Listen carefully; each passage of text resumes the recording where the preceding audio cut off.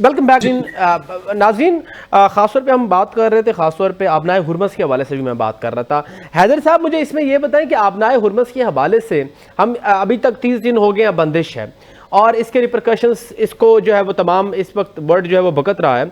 दूसरी जानिब जो प्रॉक्सीज हैं वो एक्टिवेट हो गई हैं, ख़ासतौर पे हिजबुल्लाह की बात करें और दूसरी जानिब हम हूतियों की बात करें। और हम अब बात की जा रही है कि बाबुल मंदब जो है, जिससे रेड सी से सऊदी अरेबिया और बाकी ममालिक जो है, ख़ासतौर पे इजिप्ट और स्विस कैनाल से ये यूरोप से जुड़ती है, वो सारी ट्रेड होती है। तो अगर वहाँ से भी तकरीबन 10 to 15% ऑफ द वर्ल्ड जो है वो वहाँ से ट्रेड होती है, अगर वहाँ से हूती एक्टिवेट होके वहाँ पर ये बंद कर देते तो फिर तो मेरे ख्याल में मामला फिर मजीद खराब हो जाएगा। स्ट्रेट ऑफ हॉर्मुज़ को लेकर आप देखें डोनाल्ड ट्रंप ने किया क्या, उसकी हाईलाइट ले लेते हैं। डोनाल्ड ट्रंप ने पहले तो कहा कि पहले दिन की स्ट्राइक के बाद कि मैं जंग जीत गया हूँ। तीसरे चौथे दिन उसने कहा मैं जंग जीत रहा हूँ। फिर उसने कहा कि मुझे किसी की मदद की जरूरत नहीं है, अमेरिका खुद इतना ताकतवर मुल्क है कि हम सब कुछ खुद कर सकते हैं। फिर उसने कहा जी कि स्ट्रेट ऑफ हॉर्मुज़ खोलने के लिए मेरी मदद करो। फिर उसने कहा जी कि मुझे मदद नहीं मिल रही। फिर उसने कहा कि हम अभी मुज़ाकरात नहीं करेंगे जी।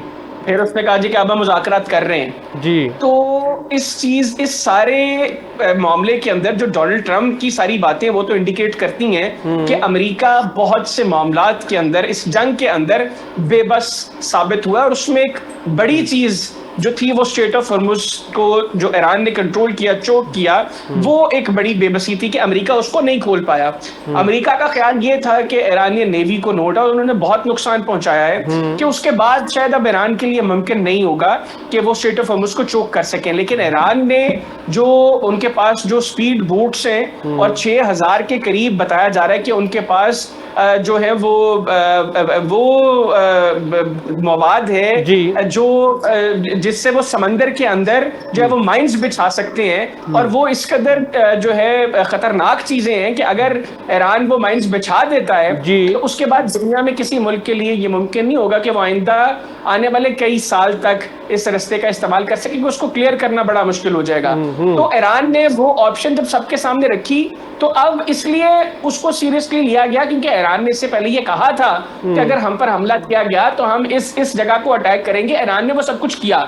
ये एक चीज होगी। दूसरा, जो आपने बाबुल मंदब की बात की, देखिए ईरान ने हमेशा से ये कहा था कि अगर हमें मजीद जंग के अंदर हमें नुकसान का सामना करना पड़ा तो हमारे पास कुछ ऐसे कार्ड्स हैं जो अगर हमने इस्तेमाल किए तो बहुत मुश्किल हो जाएगा इस रीजन में बाकी ममालिक के लिए। देखिए अमेरिका का एज ऑफ नाउ इस तरह कोई नुकसान नहीं हो रहा, सिर्फ वहां पर उनकी बेसेस हिट हो रही है।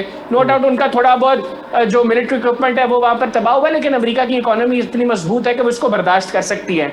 लेकिन जो मिडिल ईस्ट के ममालिक का नुकसान हो रहा है, अगर बाबुल मंदब भी बंद हो जाता है तो मिडिल ईस्ट के ममालिक के पास अभी जो रही से कसर है जहां से वो थोड़ा बहुत अपनी ट्रेड करके मामला को चला सके, फिर वो रास्ता भी बंद हो जाएगा। और मैं समझता हूँ कि ईरान अभी तक इस ऑप्शन को इसलिए अवेल नहीं कर रहा कि ये जो मुज़ाकरात की बात हो रही है शायद इससे कोई पॉजिटिव चीज निकलने का इंतजार किया जा रहा है। अगर ये सब कुछ नहीं, हौसीज जो है वो बाबुल मंदब को बंद कर देंगे। लेबनान से हिजबुल्लाह जो है जो कुछ इजराइल के अंदर कर रहा है वो चीजें उस तरह रिपोर्ट नहीं हो रही। हालात मगरबी इजराइल के अंदर काफी हालात खराब है। एक और चीज उमर, जो कारगिल आइलैंड की बात हो रही है ना कि अमेरिका वहां पर 2,500-3 हजार फौजी भेज देगा और उसके ऊपर कब्जा हो जाएगा, ईरान में उस हवाले से भी फैसला हो चुका है। अगर अमेरिका वहां पर अपनी फौज उतारता है तो ईरान अपनी ऑयल फैसिलिटी का जो है वो उसके हवाले से वो सोचेगा नहीं कि इसका कोई नुकसान है। ईरान ने अगर इजराइल को हिट कर दिया तो कारगिल आइलैंड पर हिट करना ईरान के लिए मुश्किल नहीं है, और वो इलाका भी ईरान का अपना है। अगर अमेरिका के 2,500-3 हजार फौजी कारगिल आइलैंड पर पहुंच गए तो कारगिल आइलैंड अमेरिकी फौज का कब्रिस्तान बनाएगा, ईरान बना देगा। अच्छा, इसमें मुझे एक चीज शायद आपके नोटिस में हो, बिल्कुल होगी आपके नोटिस में, आप एक्सपर्टीज रखते हैं। इजराइल ने एक और मंसूबा बनाया है, एक अल्टरनेटिव स्विस कैनाल का। वो जो है वो पेनिट्रेट करना चाहता है लेबनान और जॉर्डन की जानिब से, और वो अल्टरनेटिव बनाना चाहता है स्विस कैनाल का। क्या वो मंसूबा कामयाब होता हुआ नजर आता है आपको, जिस तरीके से वो कर रहा है बमबारी? देखें एज ऑफ नाउ ये चीजें मतलब लॉन्ग टर्म में तो आप कह सकते हैं कि अगर इजराइल को थोड़ी बहुत कामयाबी हासिल होती है तो इसके ऊपर काम करे। अभी इस वक्त जो हालात है इसमें एक एक दिन एक एक मुल्क को जितना नुकसान हो रहा है उसमें मेरा नहीं ख्याल कि कोई भी मुल्क उस वक्त का इंतजार करेगा। आज जो हालात मिडिल ईस्ट के ममालिक के हैं, टाइम ऑफ राइट आप देखिए ना, उनका रियल एस्टेट सेक्टर जो है वो 25% से ज्यादा गिर चुका है। ठीक है, वहां पर टूरिज्म खत्म हो गई। आने वाले कई साल तक उनको दोबारा अपनी इमेज बिल्डिंग पर काम करना होगा। तो ऐसे में मुझे नहीं लगता कि उस ऑप्शन को ज़हन में रखते हुए इस जंग की तवालत के हवाले से कोई फैसला हो। हाँ, अमेरिका के पास कोई प्लान है तो अमेरिका जरूर कोशिश करेगा कि इजराइल की जो अप्रोच है उसको सामने रखते हुए इस जंग को तवील करे। लेकिन अभी तक ईरान की जानिब से जो कार्रवाइयां हो रही हैं और ईरान ने अपने जो जो मिसाइल जिनका इस्तेमाल किया है, अभी देखिए ना सजील, जिसको डांसिंग मिसाइल कहते हैं, जी जी जी, इसने ये जो जब सजील यहाँ से ये दागते हैं तो इजराइल के अंदर जो है वो चीखों की आवाजें शुरू हो जाती हैं। तो हालात वहां पर भी ठीक नहीं है। तो अब ये देखना ये है कि अमेरिका किस प्लान के साथ आता है। अगर अमेरिका यहाँ पर बूट्स ऑन ग्राउंड की अप्रोच के साथ आता है तो उसको इस चीज को जहन में रखना है कि ईरान में जो पासदाराने इनकलाब के जो लोग उससे एसोसिएटेड हैं वो किसी भी हद तक जा सकते हैं। और ये अच्छा, इसमें एनपीटी के हवाले से जिस तरीके से इंटरनेशनल एटॉमिक एनर्जी अथॉरिटी से उन्होंने एक इरादा किया है जिस तरीके से कि हम जो है अलहदगी कर देंगे, आप क्या समझते हैं फिर ये न्यूक्लियर वेपन्स और न्यूक्लियर जो पीस यूजेज होता है उस पर कितना थ्रेट होगा रीजन के लिए? देखिए, फिर तो डेफिनेटली बहुत बड़ा थ्रेट है। वो रीजन के लिए हो ना हो, इजराइल के लिए खुद बहुत बड़ा थ्रेट हो जाएगा ये। क्योंकि जो रिपोर्ट्स हैं कि ईरान के पास जितनी अफसूदा यूरेनियम है उससे छोटे को तो नहीं बड़े 10 बम जरूर बनाए जा सकते हैं। तो अगर ईरान इतने बम बना लेता है तो आप खुद अंदाजा लगाएं कि जिनको उनका मिसाइल प्रोग्राम हजम नहीं हो रहा, जी बिल्कुल, वो कैसे ही सब कुछ बर्दाश्त करेंगे। तो ये जो चीजें, ये मेरा ख्याल है कि ईरान की जानिब से भी प्रेशर टैक्टिक्स है, क्योंकि ईरान भी बार बार बात कर रहा है कि आप लोग हमले रोके। ईरान को नुकसान हो रहा है, लेकिन अगर ईरान को मजबूर किया गया तो फिर ईरान डेफिनेटली हर ऑप्शन को अवेल करेगा। और ये सबका हक है। फिर जनाब, जब आप मुझे मारने हैं तो फिर मैंने अपने बचाव में कुछ ना कुछ तो करना है ना। ठीक है। अच्छा, इसमें अवैस अमीर साहब, आप ज़रा बड़ी एक्सपर्टीज़ रखते हैं। वर्ल्ड इस वक्त जो तमाम जो क्राइसिस, मैं नहीं कहूँगा, लेकिन जो भी जहाँ पे भी वॉर्स चल रही हैं, अगर यूक्रेन की बात करें और दूसरी जानिब हम ताइवान की बात करें, तो इस वक्त यूनाइटेड स्टेट्स ऑफ अमेरिका जो है वो मसरूफ़ है यहाँ पर ईरान वॉर के अंदर। और ये कहा जा रहा है कि ताइवान से जो उनके ट्रूप्स हैं वो वहाँ से बुला लिए गए हैं। तो आप क्या समझते हैं कि चाइना फिर वहाँ से कुछ ऐसा वैसा हो सकता है ताइवान का?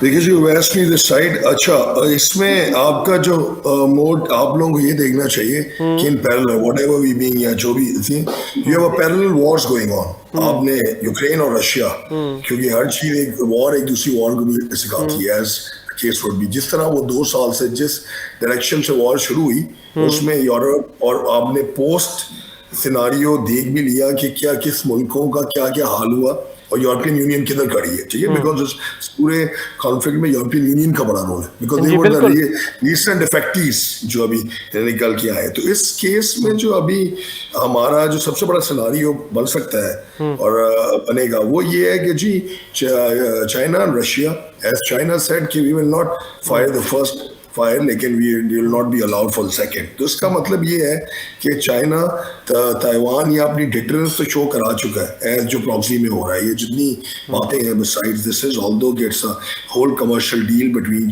चाइना एंड ईरान, जिस तरह उनका एनर्जी सेक्टर बना है ओवर द लास्ट 30-40 सालों में, बट को उन्होंने अब उसको इवॉल्व किया है कॉन्फ्लिक्ट की शक्ल में इन अ वे कि वो अपनी डिटरेंस शो कर सके, वेदर क्रॉस रेफरेंस स्ट्राइक्स या weather certain proxies.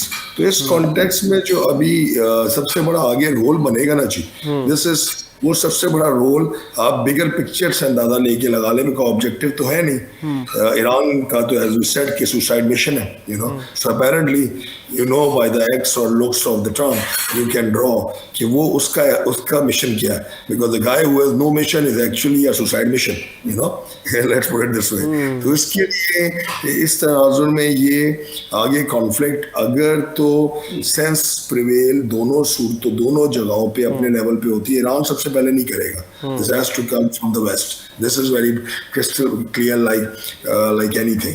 The only thing would be कि जो इसके अल्टीमेट ऑब्जेक्टिव जब तक economic indicators of this war sustain कर सकते हैं उस वक्त तक जो सबसे ज्यादा केज गया, यू नो, जैसे आपने कहा जीत गए। बिल्कुल, ये आपने इंपॉर्टेंट बात की है इकोनॉमिक सस्टेनेबिलिटी के हवाले से। तो इस कॉन्टेक्स्ट में अगर ये चीज आपकी हो जाती है और आप इसको अचीव कर लेते हैं तो वो उस पैरामीटर में, बैरोमीटर में जंग अगले हफ्ते, अगले घंटे में भी बंद है और एक साल भी बंद नहीं है। Let's put it this way. Thank you so much जी। ठीक है, thank you so much Awais Hameed साहब, आपका बहुत शुक्रिया। अब जनाब हैदर अयाज साहब और डॉक्टर साहब हमारे साथ थे, डॉक्टर एहसन ज़फ़र साहब। और नाजरीन, आज के प्रोग्राम का वक्त ख़त्म होने को, इंशाल्लाह कल आपसे फिर मुलाकात होगी। अपने मेज़बान उमर शरीफ लिगारी को इजाज़त दीजिए। अल्लाह निगहबान, पाकिस्तान जिंदाबाद।